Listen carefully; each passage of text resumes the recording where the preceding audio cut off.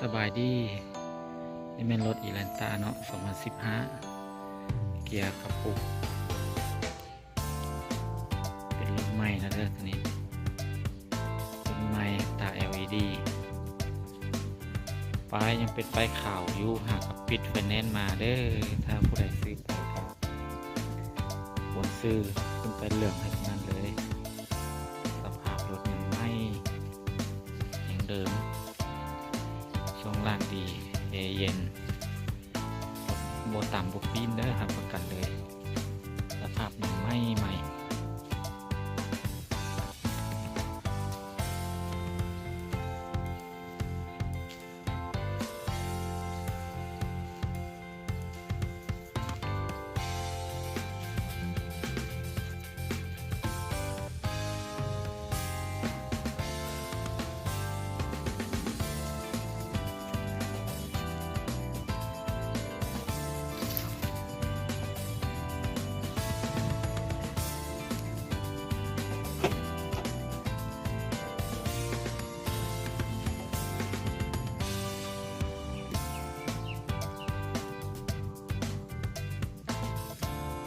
ใส่เครื่องแบบสกัวกระจายสุกเสดกระจายไข่ล้อกระลิกมีครบ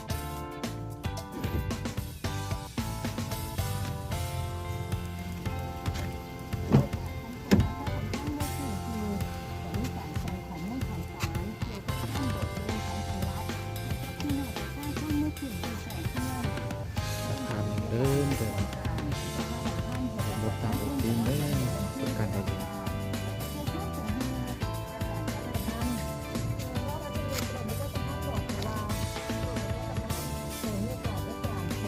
เดิมเลยประตูขวาล่าง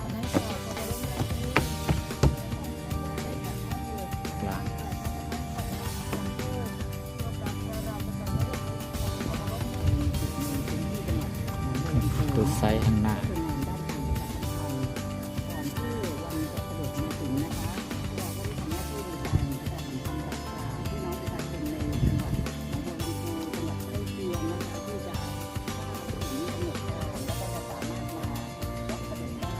ไม่เดิน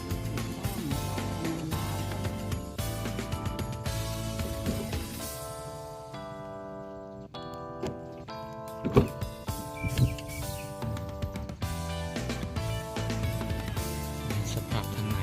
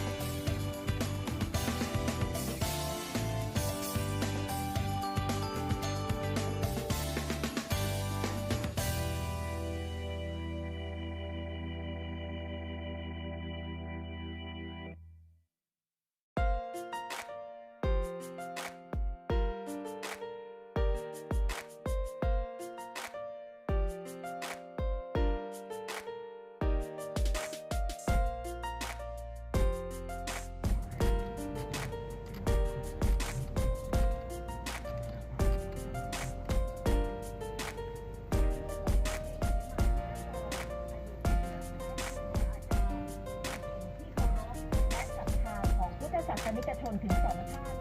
คือหลวงปู่มั่นภูริทัตโตปี 2500 ได้มอบตัวเป็นศิษย์หลวงปู่ขาวอานาลโย นี่เป็นสภาพจากไม่จากยังดีหลายยังแหงดีเด้อ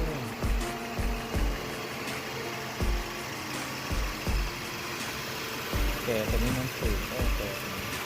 ทำลงมาก็ออกแล้ว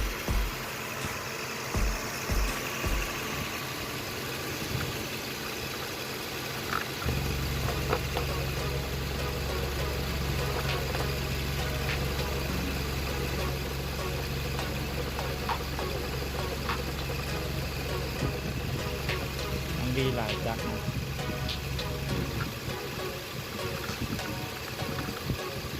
เ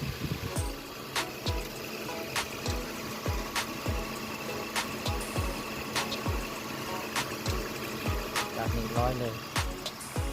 สภาพอย่างเดิมๆจากนี่บุเคยแกะบุเคยเต็ดเด้อ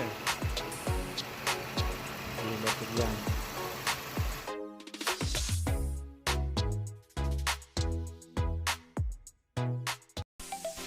โอเคนี่แมนการรีวิวสภาพรวมๆของรถอีแลนต้า